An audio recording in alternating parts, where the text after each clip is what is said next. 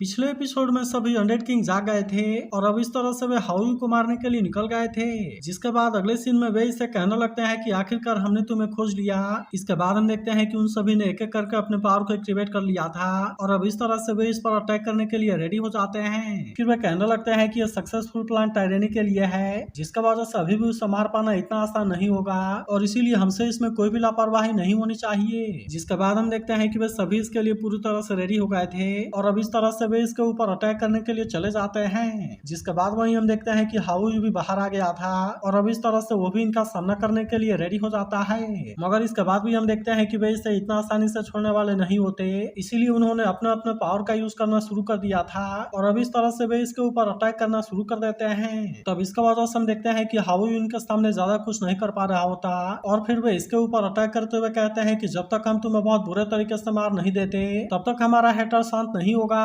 जिसके बाद हम देखते हैं कि हाउई उनके बीच में बहुत बुरे तरीके से फंस गया था, लेकिन इसके बाद भी वो किसी तरह से इनका सामना कर रहा होता है। तभी इसी बीच हम देखते हैं कि इन्होंने अपने फॉर्मेशन का यूज करके इसे फंसा दिया था, जिसका वजह से हाउई अब इनके सामने ज्यादा कुछ नहीं कर पा रहा होता। तभी वे इसे कहने लगते हैं कि क्या तुम्हें माउंटेन स्ट्रेंजर के बारे में याद है। फिर वे कहने लगते हैं कि इसी ने तुम्हें 7 बार मारा था, जो कि असल में तुम्हारे ही बोन्स और ब्लड से बना हुआ है और असल में इसमें तो पूरी दुनिया का हेटर भरा हुआ है जो कि तुमसे करते हैं। लेकिन इसके बाद हम देखते हैं कि वे इसमें कोई देरी नहीं करते और अब इस तरह से वे ब्लड सोल स्ट्रेंगलिंग अरे का यूज करने के लिए रेडी हो जाते हैं। इसके बाद हम देखते हैं कि वे इसे फिर से चारों तरफ से घेर कर खड़े हो गए थे। जिसके बाद वो इसे कहने लगते हैं कि आज तुम 8वीं बार मरने वाले हो और यह असल में तुम्हारा लास्ट डेथ होगा। तभी इसी बीच हम देखते हैं कि हाउई भी अपने पावर का यूज करने के लिए कोशिश करता है, लेकिन इसके बाद भी हम देखते हैं कि वो फॉर्मेशन के पावर के सामने कुछ भी नहीं कर पाता। इसके बाद वो इसे कहने लगते हैं कि अब तुम हमेशा के लिए डिस्ट्रॉय होने वाले हो और अब इसीलिए तुम इसके लिए रेडी हो जाओ। मगर तभी हम देखते हैं कि हाउई भी इस बात से काफी उदास हो गया था। इसके बाद वो अपने रिबर्थ के बारे में याद करते हुए कहने लगता है कि मैंने इस 7 बार रिपीट किया है, जो कि सच में बहुत ही ज्यादा पेनफुल है और मुझे यह समझ में नहीं आता कि ये दुनिया कभी भी मेरा वेलकम क्यों नहीं करती। इसके बाद हम देखते हैं कि वो अपने पेनफुल पास्ट के बारे में याद करने लगा था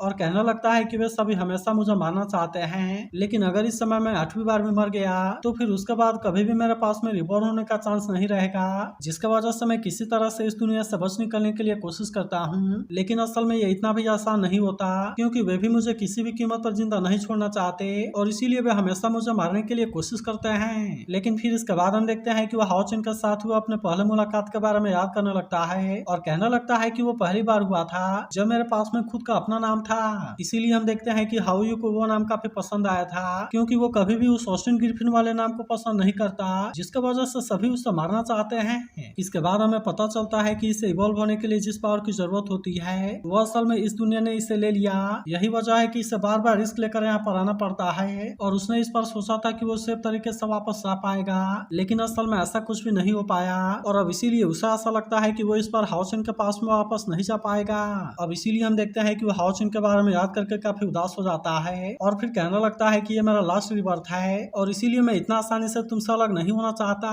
मगर तभी इसी वक्त हम देखते हैं कि हाओचन यहाँ आ गया था, जो कि अपने पावर का यूज करके हाउई को इनके अटैक से बहुत ही आसानी से बचा लेता है। जिसके बाद वहीं हम देखते हैं कि हाउई भी इस बात से काफी खुश हो गया था और फिर हाओचन उससे कहने लगता है कि अब मैं यहाँ पर आ गया हूँ और बिल्कुल पहले के जैसे ही तुम सब कुछ मेरे ऊपर छोड़ दो और तुम शांति से खुद को इवॉल्व करने पर ध्यान दो। जिसके बाद वहीं हम देखते हैं कि हाउई भी अब इसके बात मानने के लिए रेडी हो गया था और अब इसीलिए वो खुद को इवॉल्व करना शुरू कर देता है। मगर तभी हम देखते हैं कि अनडेड किंग भी इससे पहचान गए थे, इसीलिए वे इससे कहने लगते हैं कि वह तो तुम ही हो जिसने की ऑस्टिन ग्रिफिन का पिछली बार भी हेल्प किया था। मगर इस बार हम देखते हैं कि वे इसे इतना आसानी से छोड़ने वाले नहीं होते और इसीलिए वे इसे कहने लगते हैं कि क्या तुम्हारी इतनी हिम्मत हो गई कि तुम अकेले ही फाइट करने के लिए हमसे आ गए। मगर वहीं हम देखते हैं कि हाओचन को इसके बारे में कोई चिंता नहीं होती, इसीलिए वो इनसे कहता है तुमसे किसने कहा कि मैं यहाँ पर अकेला आया हूँ। जिसके बाद हम देखते हैं कि हाओचन के बाकी साथी भी यहाँ पर आ गए होते हैं और अब इस तरह से वे सभी एक दूसरे का सामना करने के लिए रेडी हो जाते हैं। लेकिन तभी हम देखते हैं कि सायर भी इनके ऊपर काफी गुस्सा हो गई होती है और कहने लगती है कि तुम लोगों ने हाउई को बहुत ज्यादा बुली कर लिया।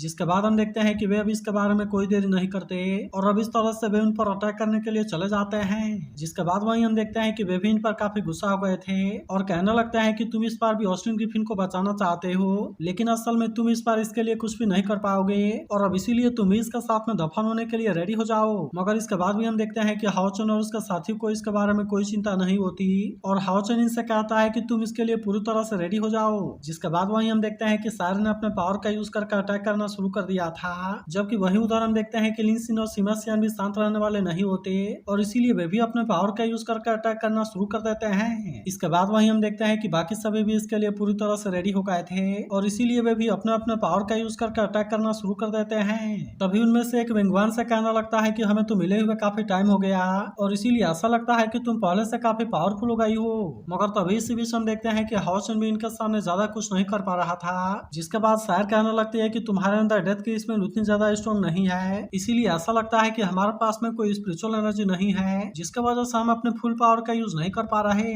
तब इस पर एक अनडेड किंग कहने लगता है कि असल में मेरा टेरिटरी है जिसका वजह से तुम यहाँ पर ज्यादा कुछ नहीं कर सकते और इसीलिए तुम यहाँ पर अपने फुल पावर का यूज नहीं कर पा रहे हो। मगर इसके बाद हम देखते हैं कि उसने अपने पावर का यूज करके बाकियों के पावर को बहुत ज्यादा बढ़ा दिया था। जिसके बाद वो इनसे कहने लगता है कि अब तुम हमारे सामने ज्यादा कुछ नहीं कर सकते और अब इसीलिए तुम यहाँ पर केवल अपने मौत का वेट करो। मगर वहीं हम देखते हैं कि हाओचन को इसके बारे में कोई ज्यादा चिंता नहीं होती, इसीलिए वो इससे कहने लगता है कि अगर ये तुम्हारा टेरिटरी है तो क्या हुआ, लेकिन चलो अब देख ही लेते हैं कि किसका टेरिटरी सबसे ज्यादा पावरफुल है। और अब इस तरह से हम देखते हैं कि उन्होंने भी अपने टावर को बाहर निकाल लिया था। जिसके बाद वहीं हम देखते हैं कि लिटिल स्केलेटन भी इसके लिए पूरी तरह से रेडी हो गया होता है और कहने लगता है कि कोई इसके बारे में कोई चिंता ना करो और अब हर कोई टावर का यूज कर सकता है। अब इस तरह से हम देखते हैं कि उसने इसके पावर को एक्टिवेट कर दिया था। जिसके बाद वहीं हाओचन शायर से कहना लगता है कि अब हम अलग अलग फाइट करने वाले हैं, इसीलिए अगर कोई भी डेंजर आए तो मुझे जरूर बुलाना। तभी इसी बीच हम देखते हैं कि टावर वाली पावर पूरी तरह से एक्टिवेट हो जाती है जिसका वजह से अनडेड किंग अब इसके सामने कुछ भी नहीं कर पाते और अब इस तरह से हम देखते हैं कि वे इसके अंदर खींचे चले जाते हैं। अब इसीलिए हम देखते हैं कि कोई भी इसके बारे में कुछ नहीं कर पाता और अब इस तरह से वे सभी इसके अंदर चले गए थे। जिसके बाद वहीं स्केलेटन कहने लगता है कि अब टावर के सप्रेशन में इनकी ताकत एक लेवल कम हो गई है, इसीलिए जाओ अब इनके साथ में फाइट करो। वहीं अब हम देखते हैं कि वे इस बात से हैरान होने लगते हैं और उनमें से एक कहने लगती है कि मेरी ताकत तो 4th लेवल में सप्रेस हो गई, इसीलिए अब उसे समझ में नहीं आता कि आखिरकार एक ऐसी जगह है। जिसके बाद हम देखते हैं कि वेंजाओ इस पर अटैक करने के लिए आ गया था और इससे कहता है कि यह जगह वही है जहाँ पर कि तुम मरने वाली हो। तभी इसी बीच हम देखते हैं कि चेन भी यहाँ अटैक करने के लिए आ गई थी और अब इसीलिए वे दोनों इस पर अटैक करने के लिए रेडी हो जाते हैं। वहीं उधर हम देखते हैं कि सीमा सियन भी अपने पावर का यूज करके अटैक करने लगा था और कहने लगता है कि अब तुम्हारी दुनिया से कनेक्शन कट ऑफ हो गया, जहाँ पर कि मैं सच में बहुत ज्यादा सप्रेस फील कर रहा था, लेकिन अब यहाँ पर तो ये बहुत ज्यादा आसान हो गया। अब इसीलिए हम देखते हैं कि सभी अनडेड किंग यहाँ पर बहुत बुरे तरीके से फंस गए थे। जिसके बाद वे कहने लगते हैं कि तुमने तो हमें एक दूसरे से अलग कर दिया